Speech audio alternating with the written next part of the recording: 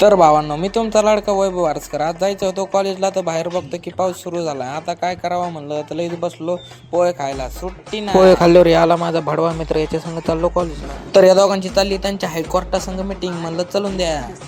तेवढ्यात आलो कॅन्टीनला चहा प्यायला. चहा प्यायल्याशिवाय आपले काय डोक्याचे सूत्र हालत नाही. मग चहा प्यायल्यावर आपले डोक्याचे सूत्र हालत. मग आलो कॉलेजहून घरी. मग घरीचे म्हणले गॅस संपलाय. मग चाललो गॅस बुकिंग करायला. एवढ्या गर्दीत उभा कोण थांबन म्हणून माझ्या मित्राच उभा. गॅसची स्लिप भेटल्यावर गेलो मग गॅस आणायला.